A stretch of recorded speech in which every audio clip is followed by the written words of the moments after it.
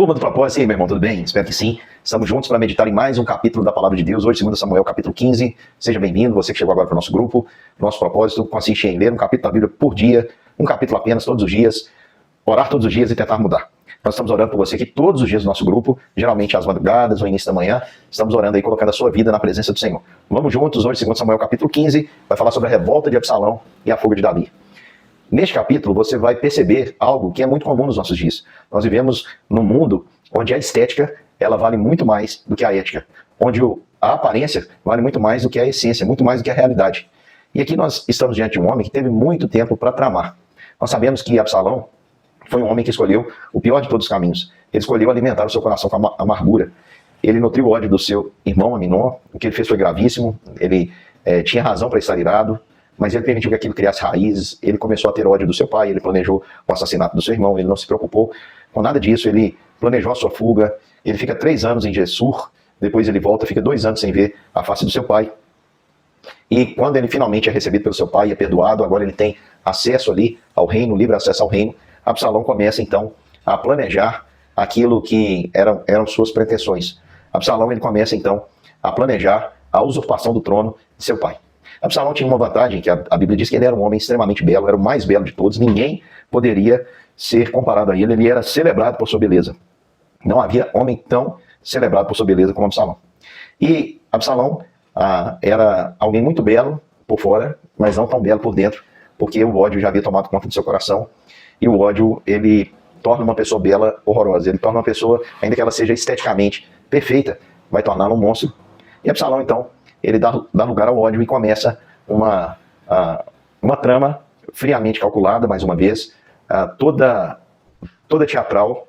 A gente vai perceber aqui, né, se eu pudesse chamar essa primeira parte aqui do capítulo, eu ia falar o mundo das aparências, porque Absalão faz questão de parecer alguém, lembrando que Absalão não era o segundo da linhagem, havia mais um filho de Davi, entre Aminon e Absalão, mas Absalão agora começa a galgar o seu reinado. Então ele arruma uma carruagem, que eram sinônimos, carros naquela época puxados por animais, eram uma espécie de poder, e essa carruagem, era uma carruagem real, ele armou 50 para correrem à frente dela como se fosse uma escolta, e ele começa a se portar como alguém muito importante.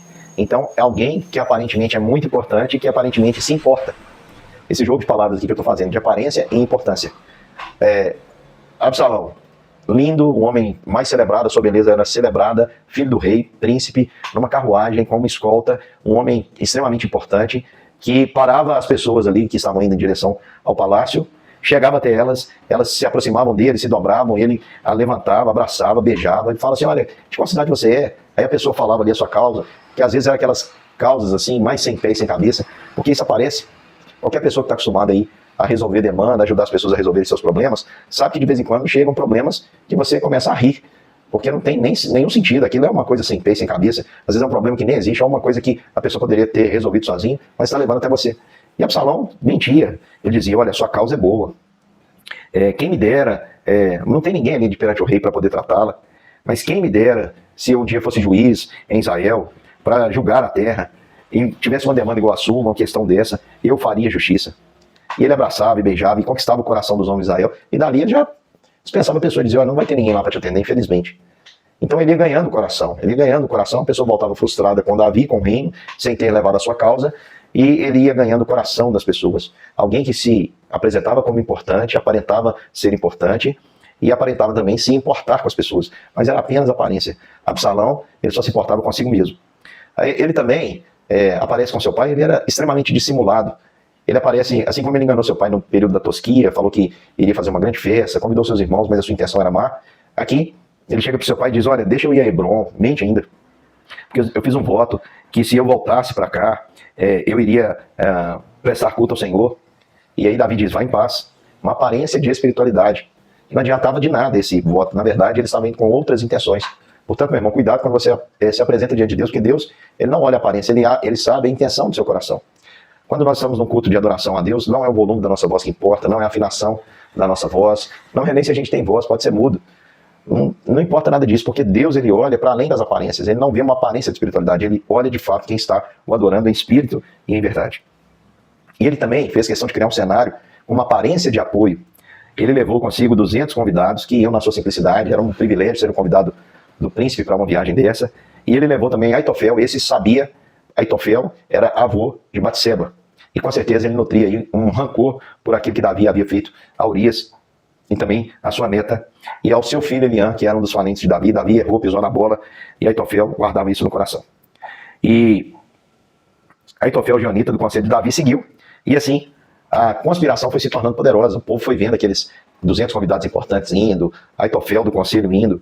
E quando chegaram, ele havia combinado, Absalão havia combinado com os homens de chegar lá e em Hebron, e iriam tocar as trombetas e gritar: Absalão é rei em Hebron. Está lá no versículo de número 10. Absalão enviou emissários secretos para todos as tribos de Israel, e dizendo: olha, quando vocês ouvirem o som da trombeta, comecem a gritar: Absalão é rei em Hebron. Vamos lembrar que é onde exatamente Davi havia começado o seu reinado. Quando isso aconteceu, ele tinha aparência de apoio, apenas Aitofel ali estava ciente de tudo isso. Disseram: olha, levantem-se, vamos fugir. Davi disse: não poderemos nos salvar de Absalão. Davi temeu, por quê? Porque Davi já havia presenciado que o seu filho era capaz, ele matou o próprio irmão. E ele disse: olha, vamos o mais depressa para que ele não nos alcance.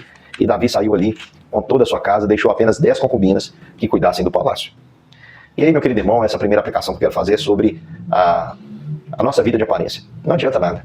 Não adianta a gente ter a aparência de que importamos, não adianta a gente ter uma aparência de espiritualidade, não adianta que a gente tenha aí uma aparência de apoio para alcançar os nossos próprios objetivos. Se Deus, meu querido irmão, não estiver conosco, nenhum dessas aparências ela vai condizer com a realidade. E o que importa para Deus não é a sua aparência, mas é a realidade. Não importa, meu querido irmão, se você demonstra ali com toda bajulação se importa com as pessoas, o que importa mesmo é se você de fato se preocupa com o bem-estar do seu próximo. Às vezes você não é muito bom com as palavras, você não é muito doce, mas se o seu coração se importa com o seu próximo, está tudo certo diante de Deus. Você às vezes não tem uma aparência de ter uma espiritualidade muito intensa, como muitas pessoas demonstram uma super espiritualidade e é só casca. Mas o seu coração adora o Pai, Espírito e verdade, não tem problema, meu querido irmão, está tudo certo diante de Deus.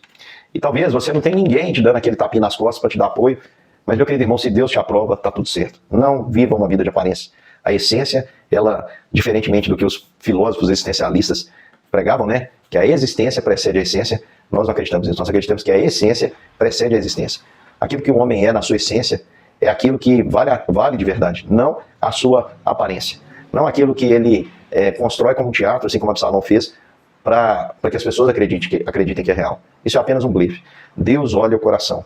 E aqui nós estamos diante de Davi, um homem segundo o coração de Deus, que mesmo agora sendo perseguido por Absalão, que era um homem tal ao ponto de fazer estremecer Davi, Joabe, enfim, Davi já tinha notado que Absalão era extremamente convincente, era alguém que havia ganhado o coração do povo mesmo, e Davi foge.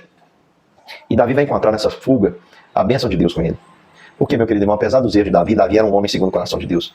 E é por isso que Davi, que na maior parte do tempo, tirando ali o caso de Urias que nós vemos, é o único caso registrado nas escrituras da deslealdade de Davi, que incluiu aí Eliã, Aitofel, o próprio Batseba, Urias, que machucou, de certa forma, todo mundo que esperava alguma coisa dele. Nós temos Davi agindo com lealdade. Quem planta lealdade vai colher lealdade, ele tem aqui lealdade sem medida.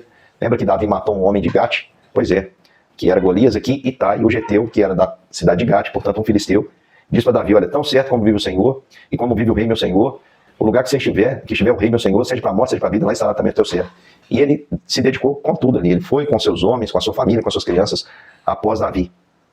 Então, meu querido irmão, nós vemos aqui algumas diferenças, porque Davi diz ali para Itai o seguinte: olha, não vem conosco não, você acabou de chegar, eu vou te fazer sair daqui, fica aqui quieto, porque Davi não se achava digno.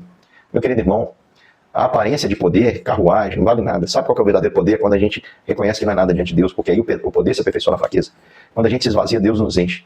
Quando nós não somos nada, e Deus vem através de nós, opera através de nós, porque Ele é o grande eu sou, e tudo Ele pode. Davi, ele não pensa em si mesmo, vai encontrar com ele, né? Ele segue ali, descalço, chorando, seguindo, e o povo chorando em alta voz, lamentando tudo aquilo. E Zadok, ele vai ali, e todos os levitas levaram a arca da aliança e disseram: não, vamos junto. E Davi diz assim: olha, leve a arca de Deus de volta para a cidade. Se eu encontrar a favor dos olhos do Senhor, Ele me fará voltar para lá e me deixará ver a arca como a sua habitação. Mas se Ele disser: não tem prazer em você mais, eis-me aqui e faça o que Ele achar melhor. Davi sabia que já havia errado, que havia consequências a serem vividas por ele, e ele se entrega na mão de Deus, que sabe julgar tudo. Davi não pensa em si, não leva a arca como egoísmo, ele manda a arca voltar e diz: se for a vontade de Deus, Ele vai me trazer de volta, se não, que ele faça o que bem entender. Ele se entrega a Deus que julga retamente. Meu querido irmão, Deus jamais falhou no seu juízo para conosco. Às vezes nós não entendemos a mão de Deus, às vezes achamos que a mão de Deus é pesada, mas ela é na justa medida para aquilo que precisamos, irmãos. Porque Deus nos ama e Ele corrige aquele a quem ama, como Ele corrige Davi. E essa atitude de Davi, com certeza, alegrou o coração de Deus.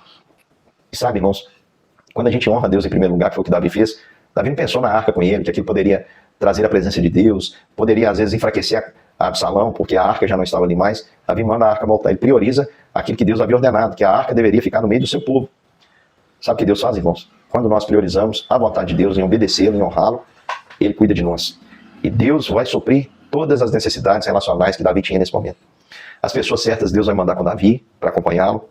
E o texto vai nos dizer que ele encontra ali ainda mais um servo, né? Ele fica sabendo que Aitofel está lá, ele pede a Deus para que transforme o conselho de Aitofel em loucura. E ele encontra Uzai, o arquita, que era seu conselheiro, encontra com o manto rasgado, com terra sobre a cabeça.